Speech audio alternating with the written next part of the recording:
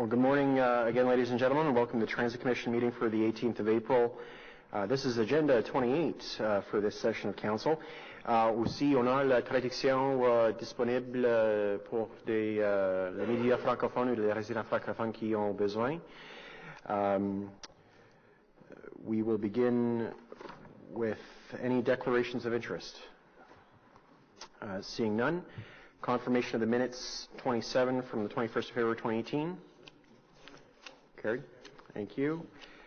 Communications, we have responses to inquiries, contingency planning for the closure of LRT stations in the cases of emergency, and routes 12, 7, and 6 bus cancellation rates. Councillor Nussbaum. Yeah, thanks. Mr. Chairman, I was hoping to lift the second inquiry just because Councillor Fleury and I just had a couple of quick follow-up questions.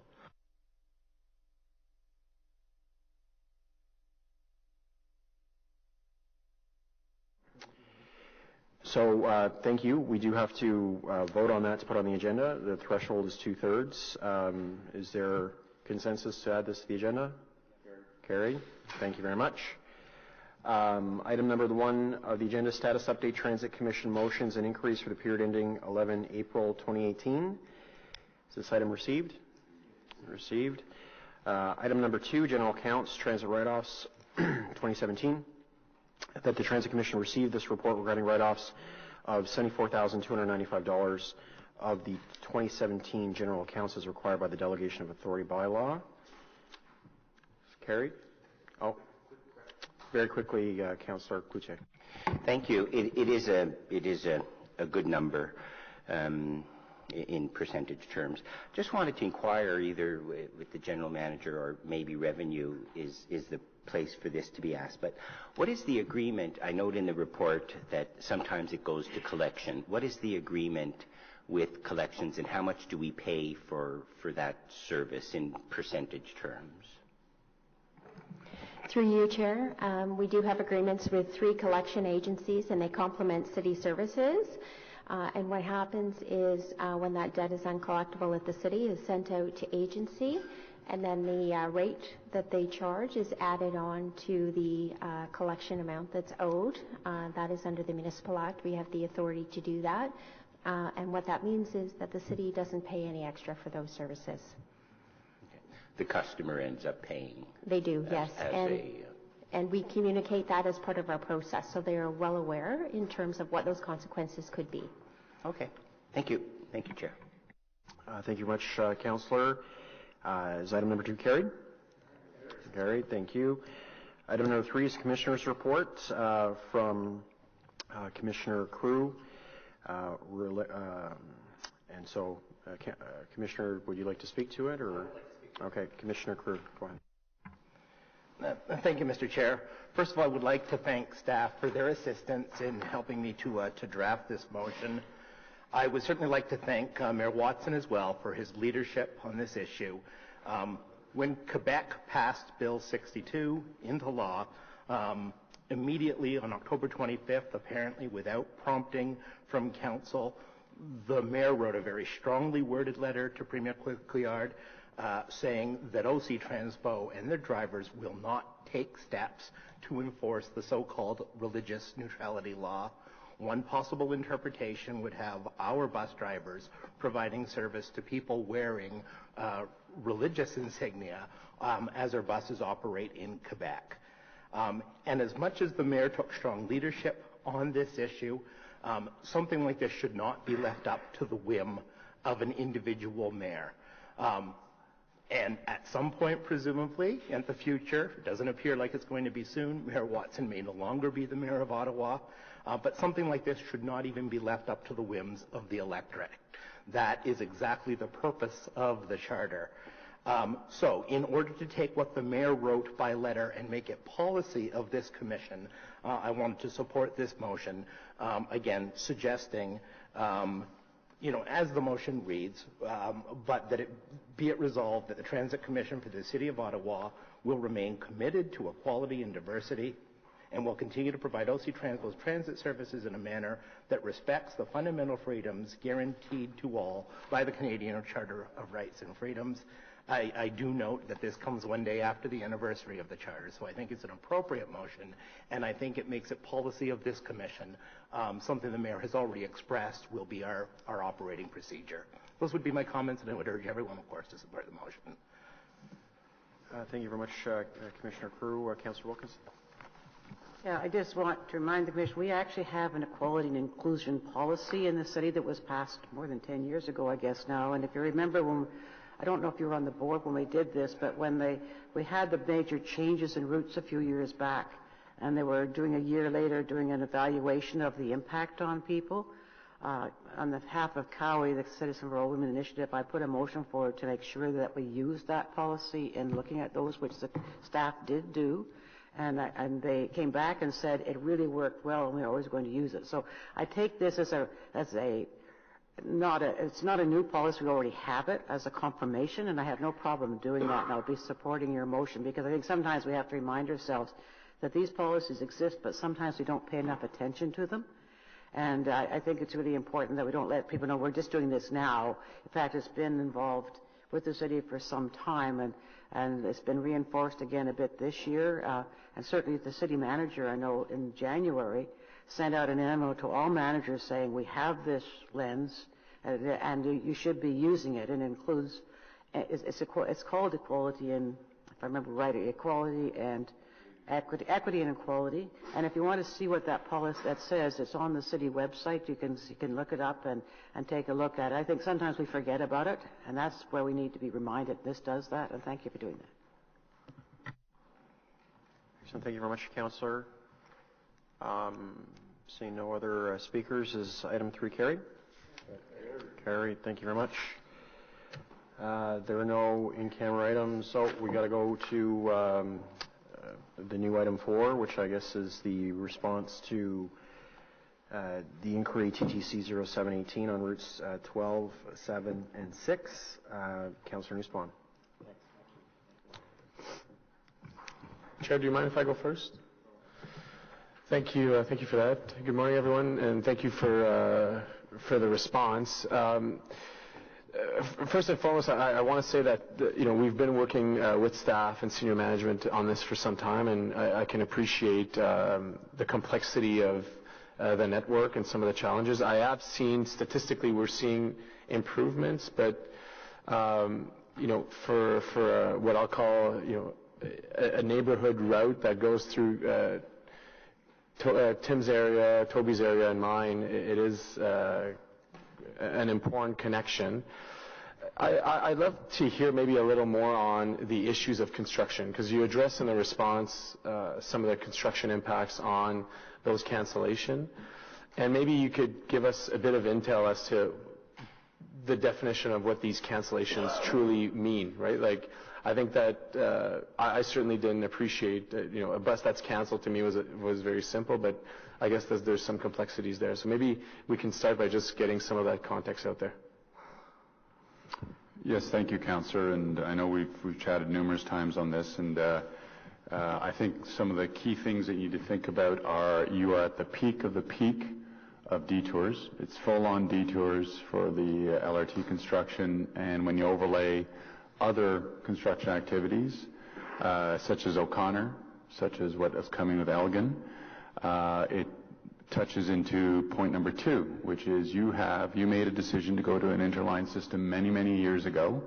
That was the wise decision. If you didn't have an interline system, that means, just for clarity, a bus starts off as a certain route and can turn into another route, go through the city and deadhead and so forth. If you didn't do that, I can assure you your tax rates would be much, much higher, or your fares would be much, much higher, or you'd have less service. So you're at the peak of construction for LRT and detours. You have major other projects that impact any bus route, and I can tell you I've had the same discussions with suburban councillors, and I've worked with Councillor Kakish on some of his issues, and Councillor Harder and so forth, because the system is fragile in that a route that is a number 12, a 7, or 6 used to be another route just a few hours before, and if it was caught in traffic, it can't get out to its suburban route or can't get to its next trip. There is very, very frequent service in these 3 routes that you have. Other areas that are affected don't have the frequency that you have. And then we're into bucket number 3, which is the control center that you've seen does literally thousands of adjustments through all the technology that we have there to fill as many trips as we can. So while you see these cancellations, there's others that could potentially become cancellations that we've saved those trips and we've done adjustments.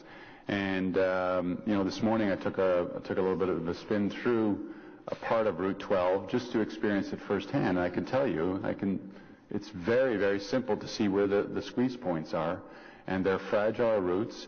It will get better with LRT, but I also want to manage those expectations. As you and I have chatted, some of this is not atypical, and I emphasize the A part, of downtown core bus operations that get intermixed with traffic. And so if you go to New York, Toronto, any downtown urban areas, you're going to see these types of impacts on service. So that's not to say that we accept it. We achieve very, very high standards, and we will continue to do that. So the service will improve. It's at the peak of its peak in terms of being fragile in terms of impacts. We are very conscious of what the customers are saying, and we are working, as you know, on Route 12. We've got some ideas that we're going to share with you in due course in terms of some possibilities to improve things. And then there's also some environmental assessments that are out there. I know that we're working in Councillor Tierney's ward, and Councillor Nussbaum is looking at expanding some things with an upcoming EA and so forth that will help all of this, along with all of the other systems that you're doing in terms of BRT and LRT investment. So the statistics kind of put everything in context, which is that the 12 seems to always be in the top 5 in the last 6 months of cancellation. Our overall cancellations fluctuate. This is citywide on a monthly basis. I mean, we've gone in May of 2017 at about 1,400 cancellations to 1,800 cancellations to just in February down to 300. So we see a range of fluctuations in cancellations on a monthly basis, and I have to say that stat was interesting to me as it seems to be trending down. So there's some network stabilization that's happening overall. But that said, I think that the 12 keeps capturing about 4% of those cancellations, no matter the fluctuation on the overall cancellation. So I'd love to see, and I can respect that all the scheduling's done and all the interlining is a complex, because when you start moving one piece, it moves the other. But and there are direct things that Troy has done in the control room and so on. It's going to sound weird, but I'm less concerned around a bus that's a bit late. I'm more concerned around a bus that doesn't come, right? Like if someone's at a bus stop waiting to go into work, or needing to pick up a child at daycare or whatever, coming back from downtown, going back into our communities, it's a challenge, right? We collectively want to make bus usage a lifestyle, and when you start creating these situations where it's not just a delay or life planning, it's actually impacting their livelihood. It's challenging. So I'd love to hear what interim measures we can put in place. I recognize that the opening of light rail, even if you don't change anything, the interlining algorithm changes and the impact on routes changes. You've explained that to me in the past, and I can see the light there. But I think there's got to be something that can be done, especially on the morning peak, which when with your folks, when we narrowed into that, there's some situations in around 7 to 9 that are challenging. So I'd love to hear what you could do then. So again, at sort of the macro level, I just want to be candid on this. I don't look at 1%, 2%, 4%. The goal should be 0.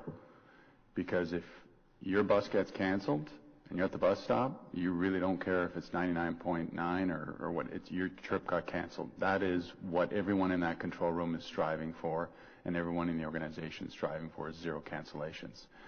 Having said that, it's not a perfect world. We can't always achieve that, particularly on challenging days like we've had in the last couple of days. With respect to the 12, we're looking at everything under the hood in terms of possibilities, in terms of, we've discussed with you some of the transit priority lanes. We've discussed with you some of the signal timing adjustments. We've got Phil Landry and his team looking at it. We've got VVG looking at it in terms of all those things. So that list is being compiled, and we're going to be sharing that with your office in terms of that, and we will look to you for help in terms of communicating that out to some of the businesses that may be impacted and the residents themselves. Just finally, Mr. Chair,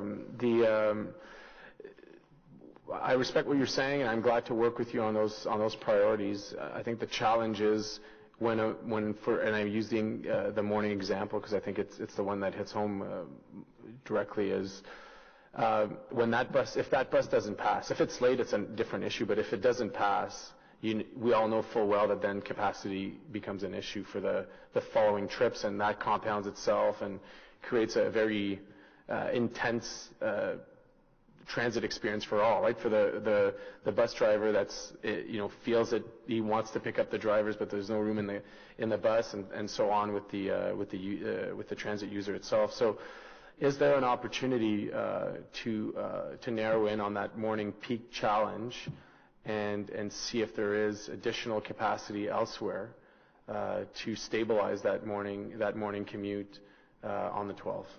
The answer is yes, we've done that. We can't adjust right now, but as we do the quarterly updates, that's what we do across the system. And we're very fortunate in that this commission and City Council has continued to fund large capacity buses, the Arctics and the double-deckers, which are really helpful in terms of if we can squeeze in additional trips to address the capacity issue. The other thing that we look at very, very careful is the bunching. We don't want back-to-back buses with one vacant and one full. So that's where Troy and his team make the adjustments on that. So yes, as part of the quarterly updates, we are looking at that. Pat has that on his list with Troy to look at it on these routes and all the other routes that are sensitive also.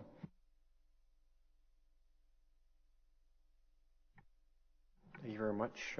Councillor Tierney. Great. Thank you very much, Mr. Chair. And I appreciate the fact this was brought up.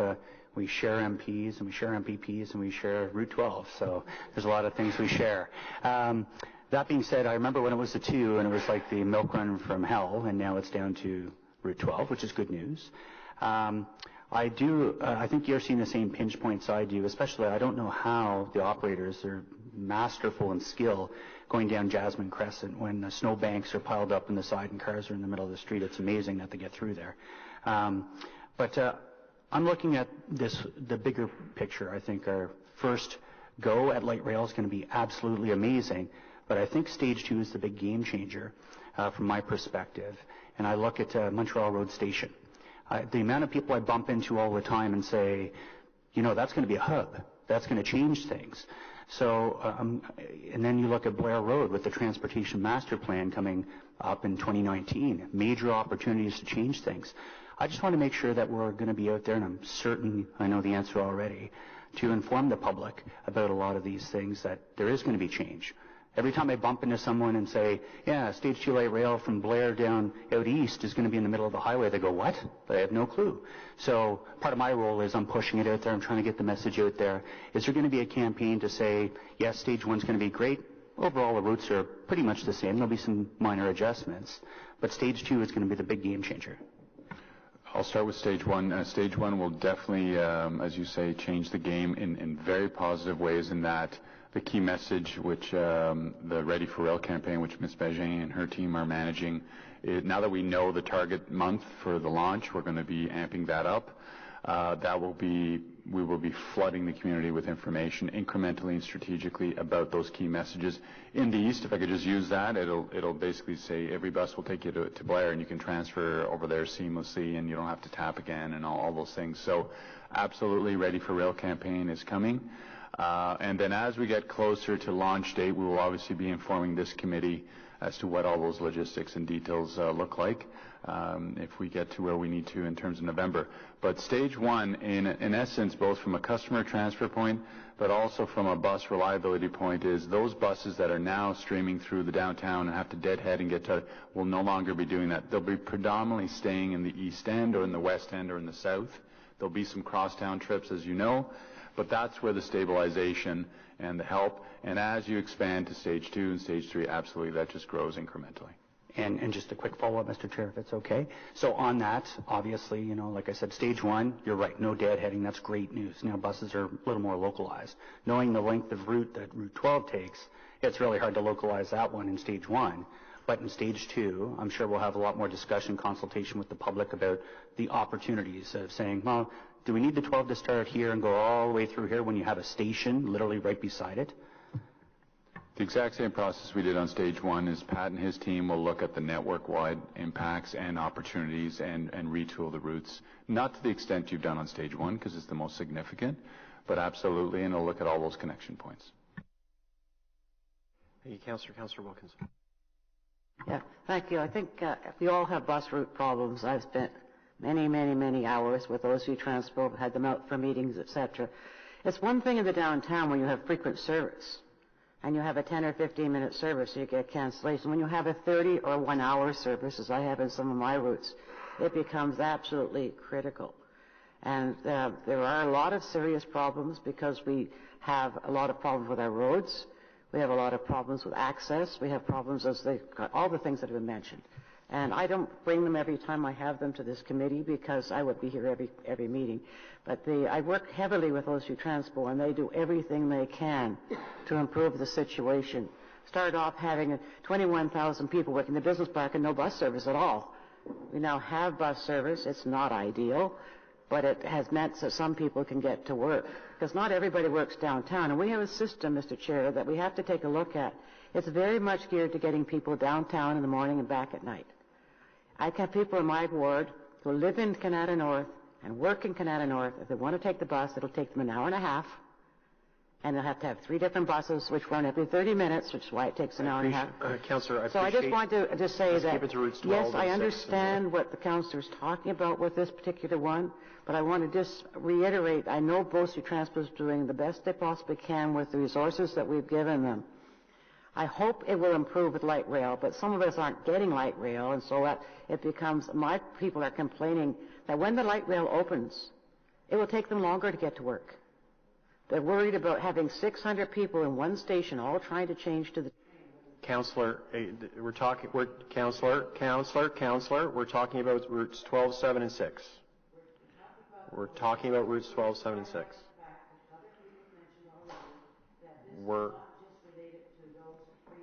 So we're going to move, Councillor, if you're not speaking about routes 12, 7, and 6, we're going to move on to the next speaker.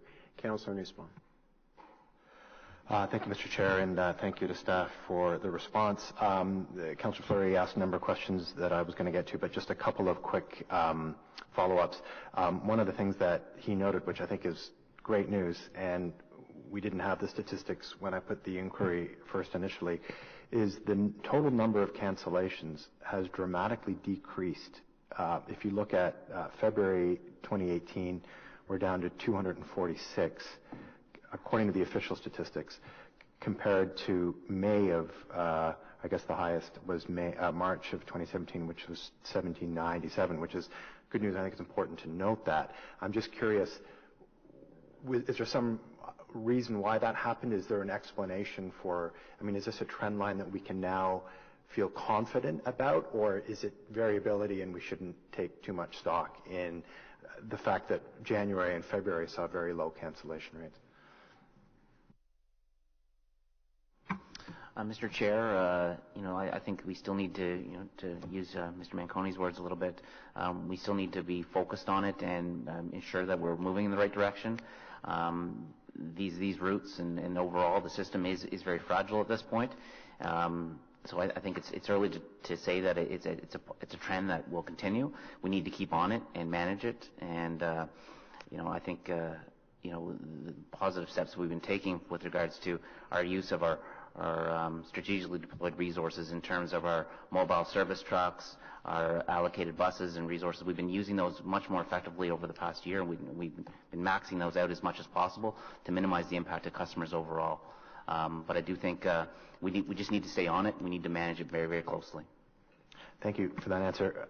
So you're saying it's too early to say we've got a trend line, but you're feeling good about the fact that the numbers have gone down, and so we'll see what happens over the next number of months. Okay. My next question is just relating to what gets noted as an official cancellation. So I often hear anecdotal stories of, the bus didn't show up, or the driver told us that he had to go right downtown and wasn't able to stop. And I'm just wondering, it's more of a process question, but to what extent do the official statistics capture all of the cancellations, or are there certain cases where you could actually see a bus not arriving at the appointed time, and for reasons that may make sense, it wouldn't necessarily show up as an official cancellation in the data? So is there a gray category that exists out there? Mr. Chair, if a trip does not start where it's scheduled to start and end where it's scheduled to end, then it falls into a category. Then we'll have partial cancel trips and complete cancel trips, because sometimes the control center will be able to fill 2/3 of that trip or part of that trip, or the bus will be repaired and we'll be able to complete that trip. The trips that I think the councillor might be thinking of, trips that are delayed but are not cancellations. Let's say there's a route that runs every 10 minutes and one bus is delayed by 12 minutes so that it actually falls behind the trip that it would normally be in front of. So instead of a 10-minute wait, there would be a 20-minute wait for a bus, then there would be two buses that come a couple of minutes apart. That would not show as a cancellation. That would show as one trip running late and one trip running on time. Okay, so in that case, if a driver were to say, you know what, it makes more sense for me to try and get back on schedule, and that driver chooses to sort of accelerate through a number of stops and try and get back on track, the transit user may think that person is not servicing the stop, but that wouldn't show up as a cancellation in that case. So that decision would be taken not by the operator but by the control center. If there was a need to, if there was a decision that in that area that trip should be canceled, not operate, and that bus should deadhead to the other end of the line, move out of service in order to put itself back on time, that's a potential source of cancellations.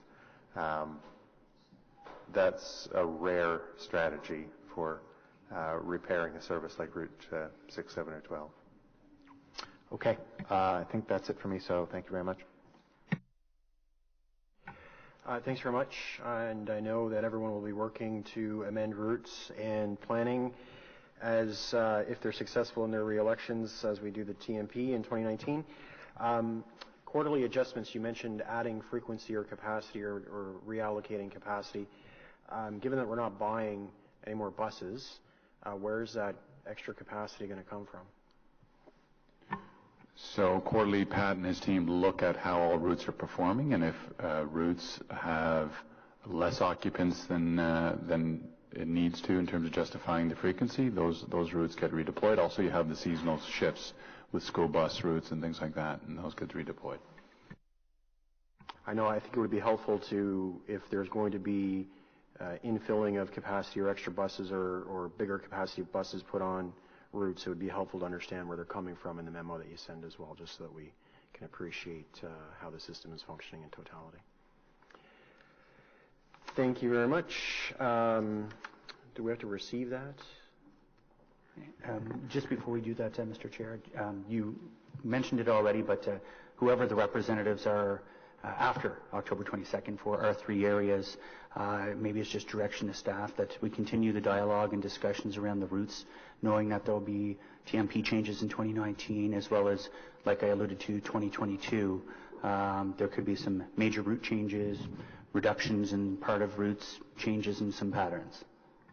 So I want to comment on TMP because I've heard that a couple times. I caution you on putting a timeline on the TMP because if council decides to proceed with the TMP next term of council, there is a data collection process that needs to occur that takes at least a full year after LRT opening, because you need to stabilize the entire system, and that's just to collect the data, to see travel patterns, and then you need to analyze and so forth. So I'm just commenting because of the timeline on 2019. No, fair enough. I removed the term 2019, the upcoming TMP. Yeah, I think that's pretty standard practice, so that's fine. Okay, there are no in-camera items. Are there any notices of motion? Seeing none, any inquiries? Other business? And our next meeting is Wednesday, the 16th of May. Adjournment? Carried. We're adjourned. Thank you.